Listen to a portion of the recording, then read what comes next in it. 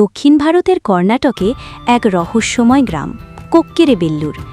এখানে এমন এক মন্দির আছে যেখানে দেবতা আর পাখির একসঙ্গে পূজা হয়। প্রায় 1000 বছর আগে তৈরি হয় এই মন্দির।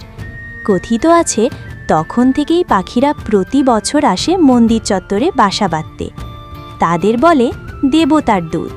মন্দির ধ্বংস হয়েছিল একবার, কিন্তু আশ্চর্যের বিষয় পাখিরা যায়নি, বরং গ্রামবাসীরা আবার মন্দির গড়ে তোলে, শুধু পাখিদের সঙ্গেই। এই সহবস্থানই তাদের বিশ্বাসের ভিত্তি। প্রতি বছর যখন স্পটবিল্ড পেলিকান পাখিরা আসে, গ্রামবাসীরা বলে এবার আশীর্বাদ এসেছে।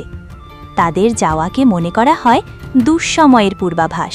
মানুষ বিশ্বাস করে পাখি ও দেবতা একসঙ্গে থাকলে শস্য ভালো হয়, বৃষ্টি হয় ঠিকমতো, আর গ্রাম থাকে সুরক্ষিত। এটা কি কাকতালীয়, নাকি প্রকৃতির অলৌকিক বার্তা? বিজ্ঞানীরা বলেন এই এলাকা নিরাপদ ও শান্ত বলে পাখিরা আসে, কিন্তু গ্রামের মানুষ বলেন এটা দেবতার ইচ্ছা।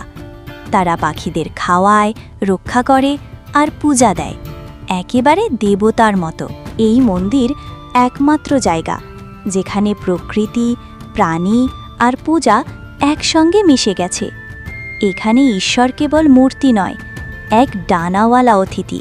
কোক্কেরেবেল্লুরের মন্দির শুধু একটি স্থাপনা নয়, এটা বিশ্বাস, প্রকৃতি আর ভালোবাসার এক নিদর্শন।